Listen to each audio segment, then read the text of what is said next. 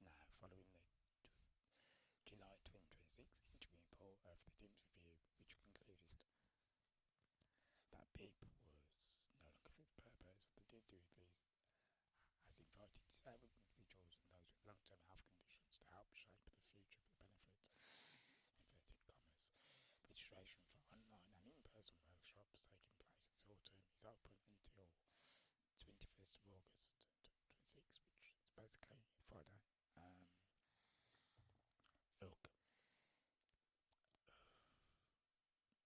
like I've said all the way back, around about this time last year, or even prior to that, I think it would have been April time, March time, whatever, maybe even the launch of the podcast, where there was talks of, obviously we knew the welfare benefits cuts were going to happen, and there was pressure on certain disability groups to walk away from the table in terms of consultations, because Teams himself was saying that he wanted people to come to the organisations to come to the table to discuss, and some people as a general felt betrayed by the Labour government, that they were kind of continuing in the same vein as 14 years of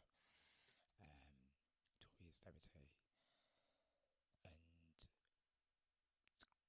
that was some of that was being fed back to DPOs, where they felt like they were being pressured not to come to the table, like it almost as if they came to the table, they'd be betraying disabled people by even consulting the government. I remember saying back then that I felt that, it's damned if you do, damned if you don't, you've got to come to the table really, because if you don't come to the table, then they're going to make the cuts anyway, and all I will say is, well, we tried to reach out to listen to some people, and some people didn't come, so I think they kind of had to. However, I was sceptical about that process and what would happen. Ultimately, we have the Tim's review, we have 10 key disabled people that inputted into that review. Was it that review, or was it the review on, might have been the review on the work abilities as well, actually. The two may be separate, if I remember rightly. However, don't quote me directly, I'm getting confused now, but either way, say people come to the fore and they're saying that it's not fit for purpose. However, what does not fit for purpose mean? Because for disabled people going through the process of assessment, not fit for purpose might mean it's draconian, it's stressful, it's demeaning potentially, it's slog, full as if they're being charged. Could potentially completely negative, whereas for detractors of PIP, and there's many, and we've talked about it probably in every episode, not fit purpose means that it shouldn't be there in the first place, because ultimately, the pressure, the mean music from those detractors that want even more bigger welfare reforms is that PIP's too easy, it's been given to everybody, there's too many young people on the anxiety, yada yada yada. So what does fit for purpose mean? So fit for purpose for disabled people from the perspective of those claiming it could potentially mean very different things to those critics of it, and critics within the government that actually want to see cut of it. So I will hold judgment as to whether I feel that there'll be positive changes coming down the line in terms of PIP, because ultimately, I think you've still got the last transition from DLA to PIP, and they're talking about a cut of 150,000. So I fear that a review of PIP means a cut of PIP, means a cut of eligibility, rather than a revision of the system to make it fairer and to make it more supportive and less burdensome for disabled people to claim and get what they're entitled to. I'm open to being persuaded otherwise, and obviously we've got a new Labour government in place now with Andy Burnham in there as the PM, and he's saying a lot of positive things. However, as I've said many times, Labour governments often have to toe the line between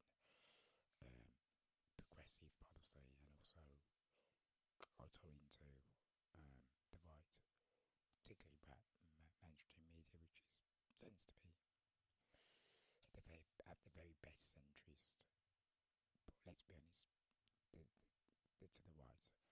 So there's always that balance of them kind of having policies that cater to that aspect of political ideology. So, and let's be honest, the big thing that they always touched on is economy and welfare spending, and even the exception of Corbyn, even Miliband, which was probably seen as as a socialist, whatever else. Although you know, he's probably more brown.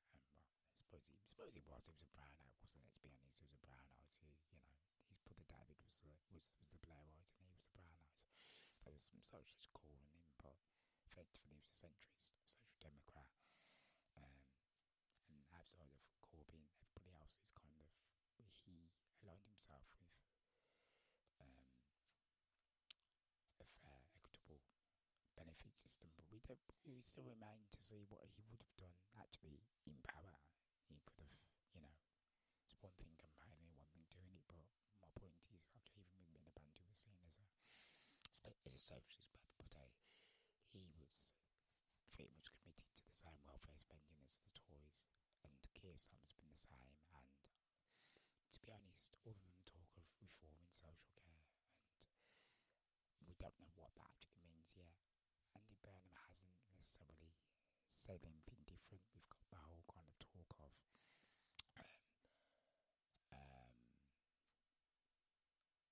young apprenticeships for young people, and that families of those young people will get a cash incentive for them to go into apprenticeships, i.e. going to work, therefore come off benefits.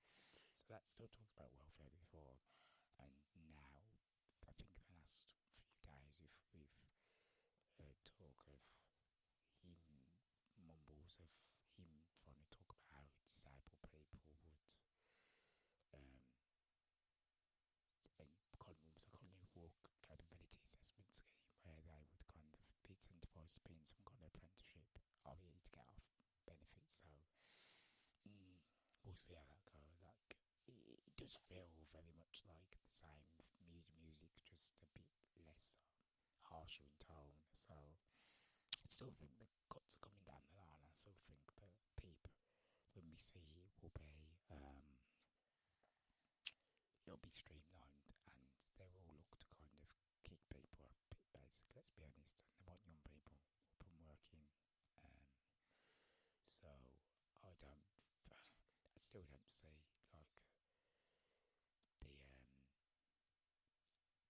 the narrative of us being a welfare burden going away anyway. So it might have the message might have a rebranding, but the actual end result will still be a system that kind of doesn't cater for those that need it.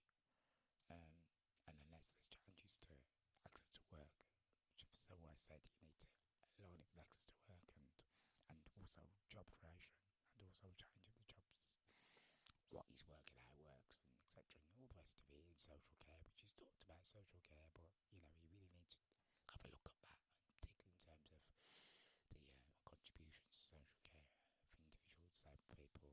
Then so that'll work for him to do, and we're here to be persuaded. So watch your space.